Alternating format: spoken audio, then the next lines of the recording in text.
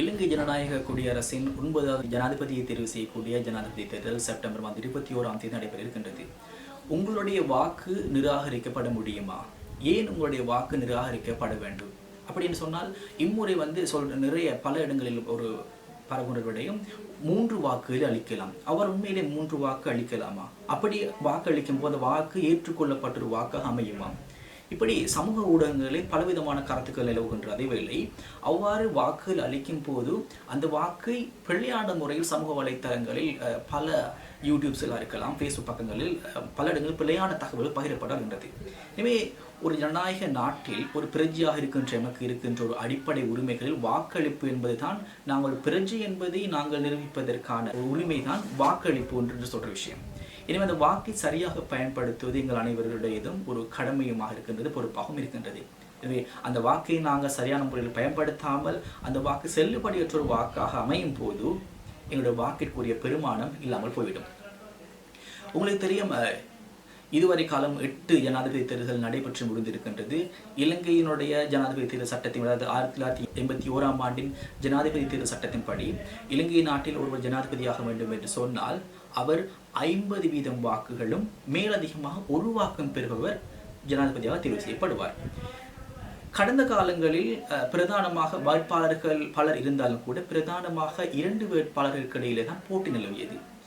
அண்மையிலும் அந்த நாட்டில் ஏற்பட்ட பொருளாதார ரீதியான சிக்கல்கள், அது மட்டுமில்லாமல் அரசியல் ஸ்திரத்தன்மையற்று போதல், மக்கள் போராட்டங்கள் வெடித்தது, இப்படி பல காரணங்களினால் தற்போது ஒரு மக்கள் எழுச்சி நாட்டில் நிலவுகின்றது. முன்னைய தேர்தல்களை போன்று அல்லாமல் இம்முறை தேர்தல் ஒரு வித்தியாசமான ஒரு போக்கிலே சென்று கொண்டிருக்கின்றது. முன்னைய காலங்களிலே பிரதானமாக 2 வேட்பாளர்கள் தான் இருந்தார்கள். எனவே மிக இலகுவாக 50% ஒருவர் பெற்றுக்கொள்வதன் காரணமாக அவர் ஜனாதிபதியாக தெரிவு செய்யப்பட்டார். இதற்கு முன்பதாக நடைபெற்ற தேர்தல்கள் அந்த 2ஆம் 3ஆம் வாக்கு பற்றிய அந்த தலைப்புகள் கதைப்பட்டது கிடையாது. ஆனால் இம்முறை தான் அந்த 2ஆம் 3ஆம் வாக்கு என்ற ஒரு தலைப்பு பரவலாக பேசப்பட்டு வருகின்றது. இவ்வாறு 2ஆம் 3ஆம் வாக்குகளை அளிக்கும் போது அந்த வாக்கை நாங்கள் எவ்வாறு அளிக்க வேண்டும் என்பதில் மிகவும் தெளிவாக நாங்கள் இருக்க வேண்டும். அதாவது ஜனாதிபதி தேர்தல் சட்டத்திலே தெளிவாக குறிப்பிடப்பட்டிருக்கின்றது. நீங்கள் 1க்கு மேற்பட்டவருக்கு வாக்களிக்க வேண்டுமாக இருந்தால் 1, 2, 3 என்ற இலக்கங்களை மாத்திரம்தான் பயன்படுத்த முடியும். ஒருவருக்கு மாத்திரம் உங்கள் வாக்கை வழங்க வேண்டுமாக இருந்தால் புள்ளடி மாத்திரம் இட்டு அந்த வாக்கினை அவருக்கு வழங்கலாம். ஆனால் 1க்கு மேற்பட்டவருக்கு நீங்கள் வாக்களிக்கும் போது முதலாவது உங்களுடைய வாக்கு யாருக்கு செல்ல வேண்டுமோ அவருடைய சின்னத்திற்கு எதிரே 1 என்ற இலக்கத்தை இட வேண்டும்.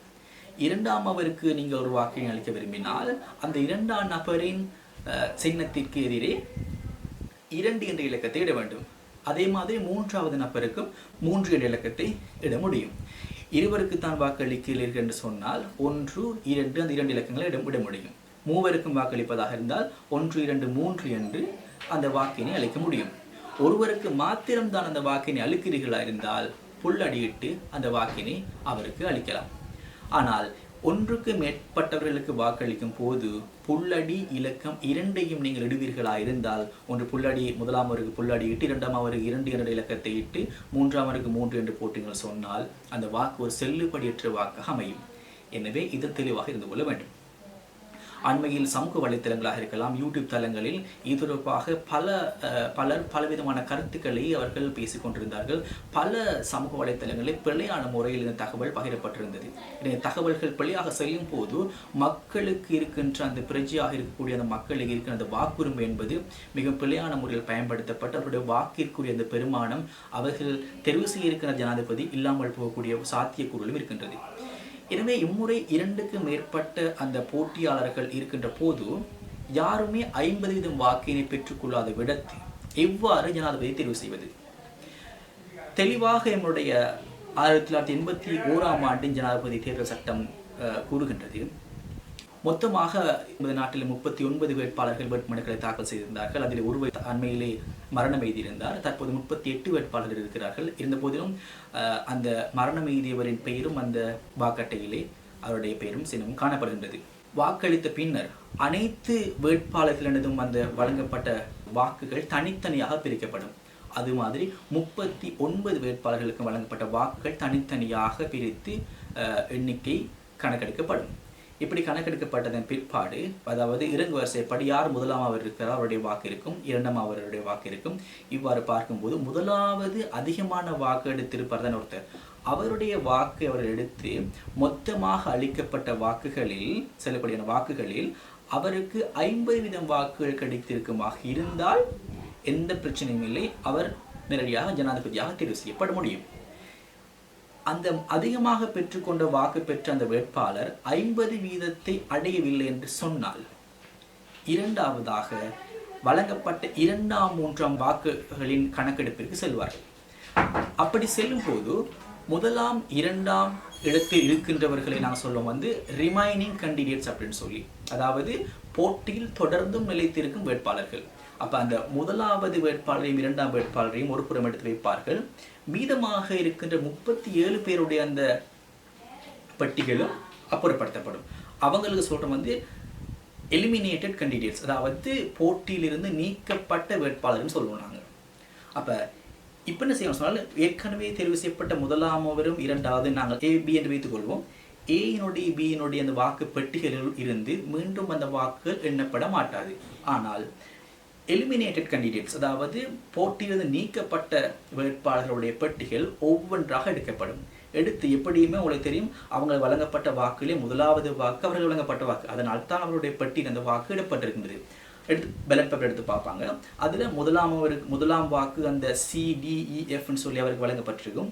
2வது வழங்கப்பட்டிருக்கின்ற வாக்கு ஏ அல்லது பிக்கு வழங்கப்பட்டிருக்குன்னு பார்ப்பாங்க. 2வது வழங்கப்பட்ட அந்த வாக்கு ஏக்கு வழங்கப்பட்டிருக்குமாக இருந்தால் அது ஏயினுடைய பெட்டிக்குள் போய் சேரும். அதே மாதிரி அடுத்தது எடுத்து பார்க்கும்போது 2வது வாக்கு பிக்கு வழங்கப்பட்டிருக்குமாக இருந்தால் அது பியினுடைய அந்த வாக்குப்பட்டியில் சென்று சேரும். அப்படி ஒருவேளை 2வது வாக்கு வழங்கப்பட்டிருப்பது யாருக்கு சொன்னால் போட்டியிலிருந்து ஒதுக்கப்பட்டவர், நீக்கப்பட்டவர், அதாவது போட்டியில் நீக்கப்பட்டவருக்கு 2வது வாக்கு வழங்கப்பட்டிருக்குமாக இருந்தால் 3வது வாக்கை பார்ப்பார்கள். அந்த 3வது வாக்கு ஏ அல்லது பிக்கு வழங்கப்பட்டிருக்குமாக இருந்தால் அந்த ஏ அல்லது பியினுடைய பெட்டி அந்த வாக்கு செல்லும். 3வது வாக்கும் அந்த போட்டியில் இது நீக்கப்பட்டவர் சென்றிருக்குமாக இருந்தால் அந்த வாக்குச்சீட்டு அப்புறப்படுத்தப்படும். இதுதான் இப்படித்தான் கணக்கெடுக்கப்படும். ஒருவேளை நீங்கள் கேட்கலாம், அப்படின்னு சொன்னால் அந்த CD, அதாவது ஒதுக்கப்பட்ட வாக்கு ஒரு வாக்குச்சீட்டை எடுக்கும் போது அதில் 2வது வாக்கு போட்டியில் இருக்கின்ற ஏக்கும் 3வது வாக்கு பிக்கும் வழங்கப்பட்டிருக்குமாக இருந்தால் என்ன செய்வதுன்னு கேட்பீர்கள். முதலாவது பார்ப்போம் 2வது வாக்கு யாருக்கு வழங்கப்பட்டிருக்குதுன்னு சொல்லி. அந்த 2வது வாக்கு ஏ அல்லது பிக்கு வழங்கப்பட்டிருக்குமாக இருந்தால் 3ஆம் வாக்கு பற்றி அந்த இடத்தில் கணக்கெடுக்கப்பட மாட்டாது. குறித்த நபருக்கு அந்த வாக்கு சென்று போய் சேரும். இப்படி அனைத்து 37 வேட்பாளருடைய பட்டியலும் ஒவ்வொன்றாக அவருடைய வாக்குச்சீட்டில் எடுக்கப்பட்டு 2ஆம் 3ஆம் வாக்குகள் எடுக்கப்பட்டு இவருடைய பெட்டிக்குள் போய் சேரும். இதன் பிற்பாடு உங்களுக்கு தெரியும், போட்டியை நிலைத்திருப்பவர்கள் 2 பேர் தான், மற்ற அனைவரும் போட்டியிலிருந்து நீக்கப்பட்டவர்கள். இப்போ நாட்டில் வழங்கப்பட்ட மொத்த வாக்குகளாக அந்த போட்டியில் இருக்கின்ற 2 பேருடைய வாக்குகள் எடுக்கப்படும். இந்த 2 பேரும் எடுத்த வாக்குகளின் மொத்தத்தை 2ஆக பிரித்தால் 50% வரும். அந்த 50% மேலதிகமாக ஒரு வாக்கை ஒருவர் பெற்றிருப்பாராக இருந்தால் அவர் ஜனாதிபதியாக தேர்வு செய்யப்படுவார்.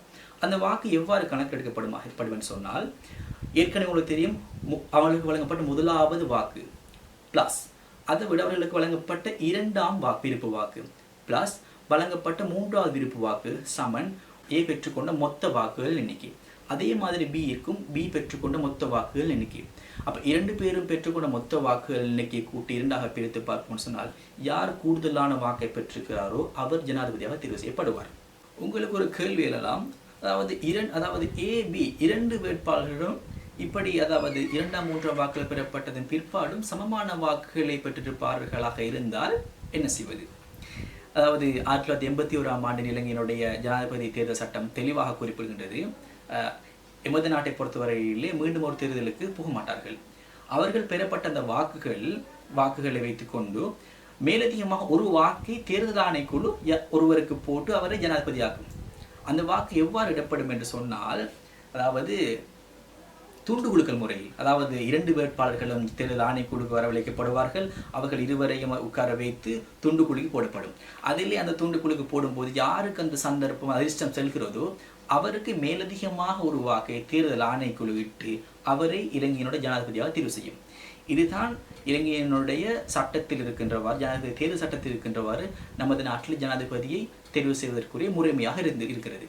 எனவே இந்த வாக்களிக்கும் முறையாக இருக்கலாம், வாக்களிக்கும் பிற்பாடு 2ஆம் 3ஆம் வாக்குகள் எவ்வாறு கணக்கெடுக்கப்படுகின்றது என்பது பற்றின தெளிவு எமக்கு மத்தியில் கட்டாயம் இருக்க வேண்டும். இந்த தெளிவோடு சென்று உங்களுடைய வாக்குகளை நீங்கள் அளிக்க வேண்டும்.